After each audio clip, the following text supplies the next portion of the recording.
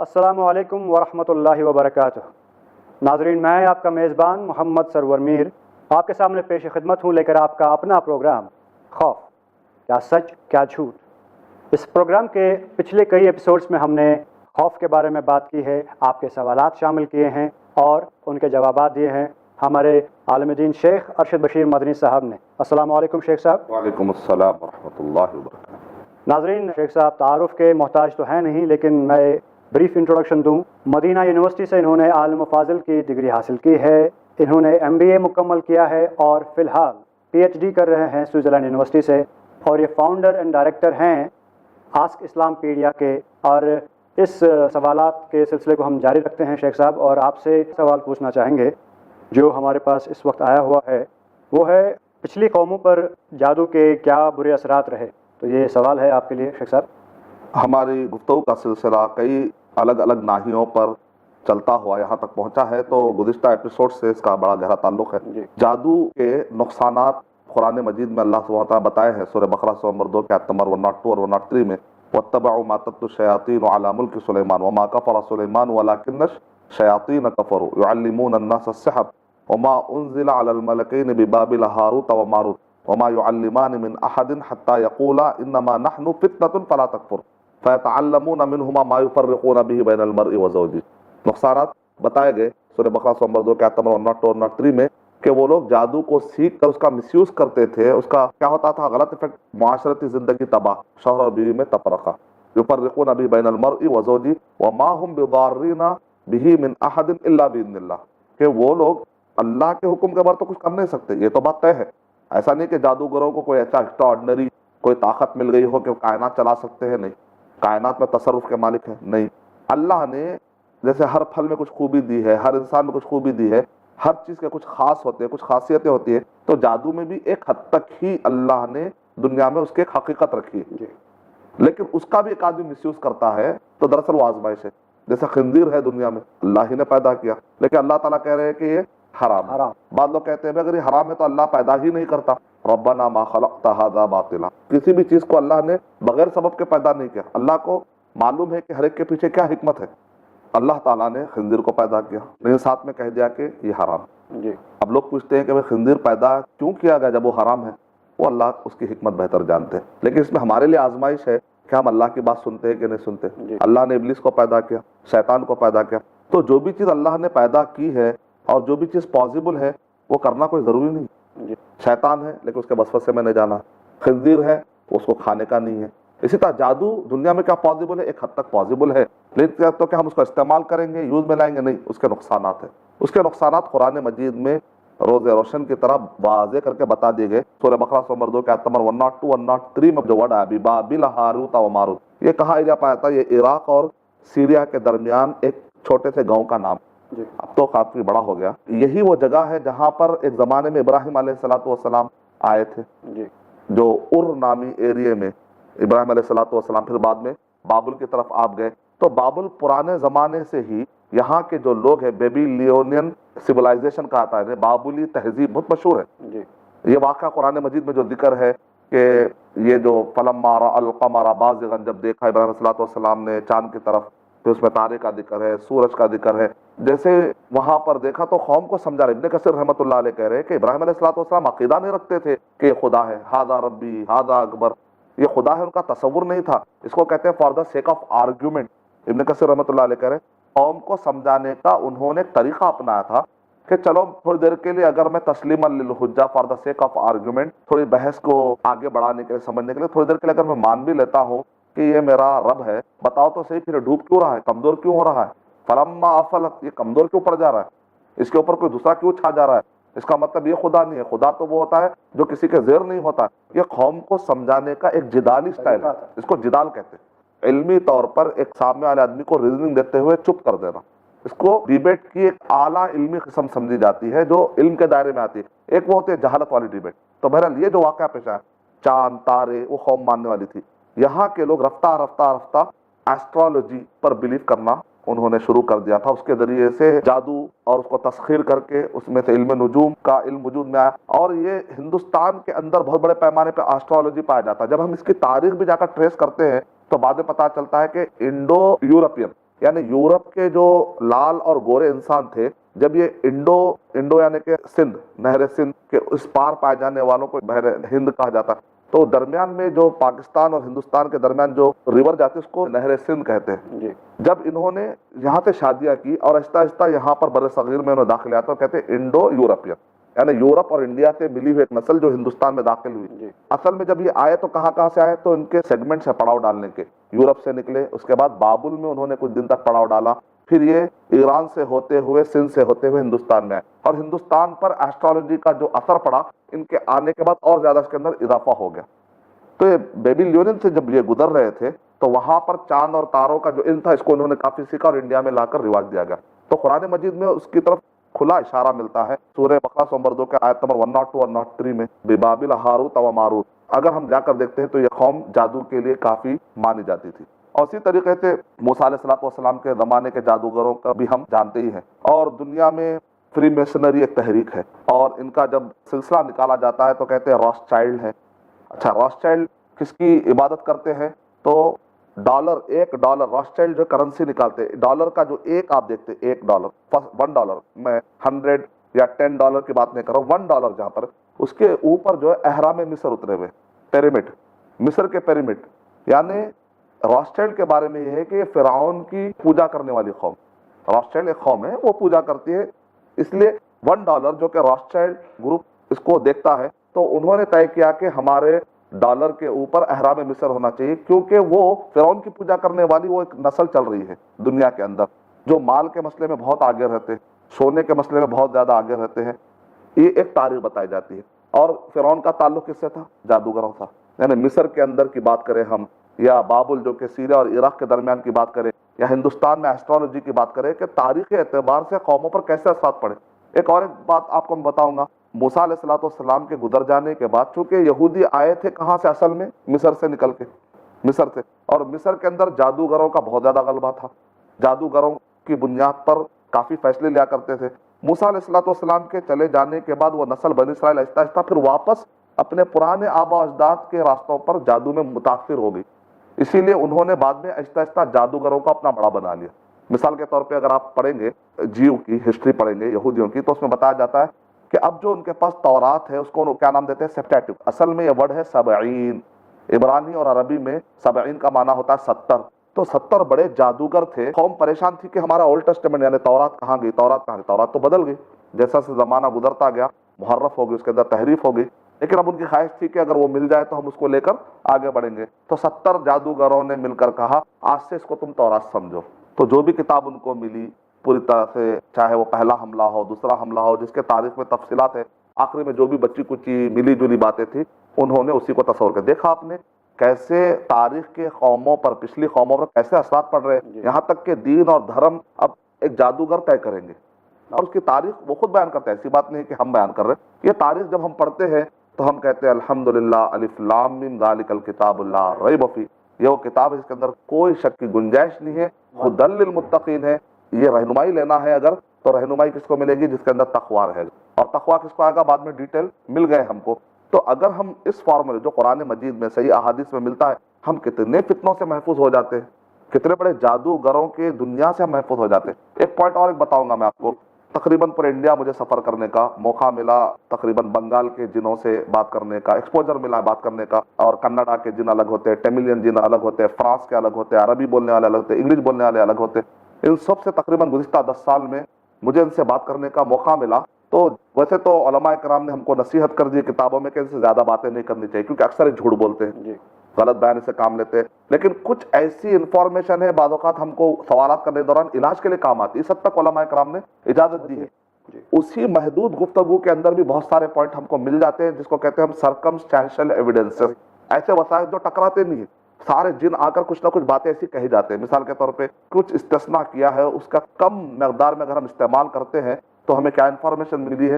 ہندوستان اور دنیا میں جو بھی بت پرستی پھیلتی ہے اس کے پیچھے جادو کا بہت بڑا ہاتھ ہے۔ دراصل یہ لوگ خوف کھا جاتے ہیں۔ مثال کے طور پہ ایک جن حاوی ہو چکا تھا ایک انسان پر، تو ہم نے پوچھا کہ تم کون ہو؟ تو کچھ نہیں کہہ رہا تھا۔ بھائی تم کون ہو؟ بعد میں پتا چلا اچھا ہے گونگا ہے، بولنے نہیں آتا ہے، وہ تکلیف میں ہے، سانپ کی طرح حرکت کر رہا ہے، نرسوں کی پوجا کر کے جو جادو کروایا جاتا ہے تو آدمی سانپ کی طرح جب حرکت کرنے لگتا ہے تو ہم سمجھ جاتے ہیں کہ بھائی اس کے اوپر کچھ ہے، کیونکہ یہ سانپ کی طرح حرکت کر رہا ہے، اس کا مطلب سانپ والا جادو کا اثر ہوا اس پر، یا جن جو سانپ والا ہے وہ اس کے اندر آ چکا ہے. لیکن اب بات نہیں کر رہا ہے تو ہاتھ میں قلم دیتے، پیپر دیتے، تو اس نے ایگزیکٹ وہ تصویریں اتاری، تو کیسا ہے، تیرا کنبا کیسا ہے، وہ کہتے ہیں میں ایسا ہوں، میرا کنبا ایسا ہے. ایسے کئی واقعات، ایک نہیں کئی واقعات کہ وہ ایگزیکٹ وہ تصویریں اتارتے ہیں جو تصویریں ہم کو گھروں کے باہر بعض اوقات آپ دیکھتے ہیں کہ دانت کھلے ہوئے ہیں، راکشس کی طرح ہوتے ہیں، تقریباً وہی اس نے تصویریں اتاری. تب مجھے پتا چلا ایسے کئی واقعات گزرنے کے بعد کہ جہاں جہاں پر بھی بت پرستی اصل میں ہوتی ہے تو وہ لوگ سمجھتے ہیں کہ دیکھو ہمارے پاس آلریڈی تم جیسا ایک انسان موجود ہے، گھر کے باہر لگا دے، دیکھ رہے نہیں کیا، لہذا تم کیوں آ رہے ہیں، آلریڈی ایک ہے. تو ان کا تصور میں کہ دیکھ کر وہ ڈر کے بھاگ جائے گا، تو لہذا جادو کا حملہ نہیں ہوگا. تو ان کو بتایا جاتا ہے اس قسم کی تصویریں جنرلی یہ جن جو ہوتے ہیں یہ روپ دھارتے ہیں، جن کی اصلی شکل کوئی دیکھ نہیں سکتا، یہ تو طے ہے. جن کا معنی ہی ہے جو ہماری نظروں سے اوجھل ہے، لیکن یہ کوئی دوسری شکل روپ دھار سکتے. اللہ تعالیٰ ارشاد فرما رہے ہیں انہ یراکم ہوا وقبیل من حیث لا ترونہم، یہ اور ان کے قبیلے تمہیں دیکھتے ہیں لیکن تم ان کو دیکھ نہیں سکتے. تو اب وہ لوگ جو تصور دیتے ہیں یہ تصور کو لے جا کر کچھ جادوگر اور کاہن قوم میں اس کو باقاعدہ بزنس بنا لیتے.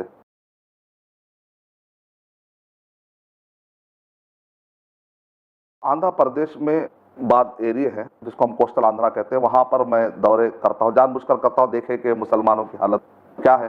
تو بہت سارے مسلمانوں کے دکانوں میں اور ان کے گھروں کے اندر دیکھ کر ہمیں تعجب ہوا کہ وہاں پر ڈراؤنی قسم کے پکچرز ہیں جس کو اپنے گھروں میں لٹکائے ہوئے، کوئی راکشس کی شکل ہے، الگ الگ قسم کی شکلیں ہیں، بہرحال جو اس میں میل ہے فیمیل ہے، اس ٹائپ کی تصویریں دیکھی. میں نے ان سے پوچھا کہ سب کیا ہے، تمہارا نام کیا ہے؟ عبداللہ ہے، عبدالرحمن ہے، اچھے اچھے نام ہے، لیکن معلومات نہیں ہے، عقیدہ نہیں معلوم ہے. کیسے عقیدے پہ اثر پڑتا ہے دیکھیا، کیسے آدمی آہستہ آہستہ بت پرستی کے راستے میں نکل جاتا ہے.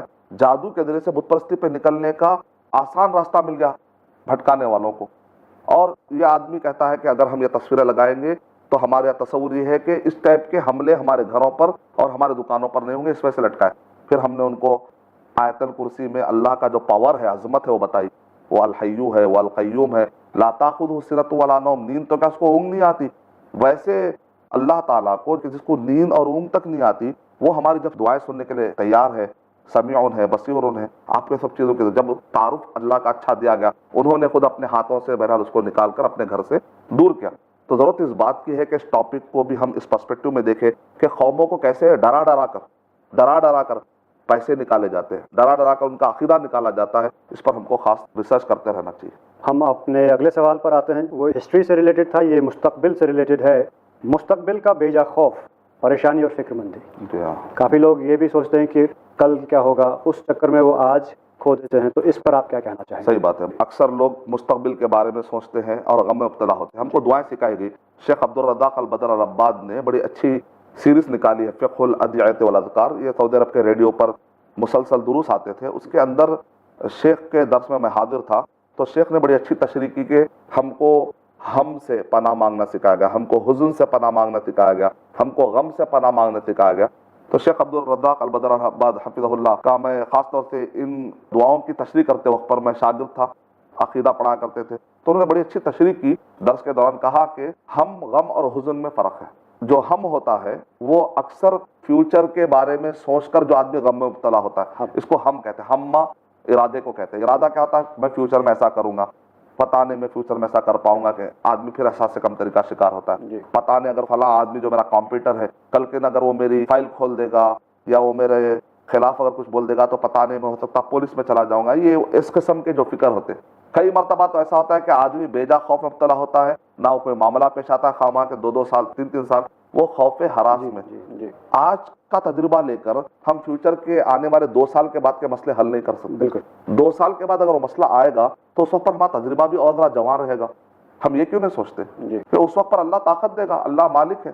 پوری دنیا اگر جمع ہو کر نقصان پہنچانا چاہے تو نقصان نہیں پہنچا سکتی جب تک کہ اللہ نہ چاہے. پوری دنیا اگر فائدہ پہنچانے چاہے پہنچا نہیں سکتی جب تک کہ اللہ تعالیٰ ارادہ نہ کرے. اللہم لا مانع لما اعطیت ولا معطی لما منعت. ہر نماز کے بعد ہم کو یہ پروگرامنگ کی جاتی ہے تاکہ آدمی مستقبل کے بارے میں فکر کرنا اچھی چیز ہے، پلاننگ کرنا اچھی چیز ہے، لیکن فکر مندی غم میں تبدیل ہو جائے یہ لیول کی جات نہیں. نبی اکرم صلی اللہ علیہ وسلم نے جب ہجرت کی تھی تو آپ نے کیسے جانا ہے، اسٹریٹجی، پلاننگ. پہلے یمن کی طرف گئے، پھر واپس آئے. जंग बदर जाना है तो किसको कहाँ ठहराना है। प्लानिंग अच्छी चीज़ है, लेकिन वो प्लानिंग जो इंसान को गम में मुब्तला कर दे, तकलीफों में डाल दे, ये सब चीज़ों से अपने आप को बचाना चाहिए। वहाँ कहीं ना कहीं शैतान का हाथ है। इन्नमा ज़ालिकुम शैतान युख़व्विफ़ु औलिया, शैतान का काम है हमेशा अपने साथियों को खौफ में रखना, क्योंकि आदमी खौफ में क्या होता है, उसका दिमाग बंद हो जाता है, माऊफ हो जाता है। जैसे शराब पीने से आदमी नशे में चला जाता है, खौफ भी एक किस्म का नशा है जी। और उसके बाद वो आदमी वो हरकतें करता है जो शैतान चाहता है। कुरान और हदीस की तरफ आता नहीं है, पढ़ना दिल नहीं लगता उसको। कुरान और हदीस में शिफा है, वनुनज़्ज़िलु मिनल कुरान मा हुवा शिफा। तो कुरान और हदीस को पढ़ते रहेंगे तो फ्यूचर के बारे में कुछ भी समझ में नहीं आ रहा तो अल्लाहुम्मा इन्नी अऊज़ु बिका मिनल हम्मी, दुआ ही को हथियार बना ले। अगर हम स्ट्रैटेजिकली उसको डिफीट नहीं कर सक रहे, उस खौफ को, मोमिन का आखिरी हथियार क्या है? दुआ। अल्लाहुम्मा इन्नी अऊज़ु बिका मिनल हम्मी। हुज़्न कहते हैं माजी में जो गुजरा, बैठे बैठे आपने देखा होगा अचानक अगर आदमी खुश रहता है तो इसका ड्राउजी हो जाता है, शैतान आता है उसके कान में या उसके जहन में, उसका पुराना कोई गलती, तुमने वो वक्त ऐसा किया था ना, उसकी वजह से आज तुम्हारी हालत ये है, बैठे बैठे गम में आ जाता है। ये कहा है सूरह मुजादला सूरह नंबर 58 के आयत नंबर 10 में लिखा हुआ है, इन्नमन नजवा मिनश शैतानी लियहज़ुनल लज़ीना आमनू।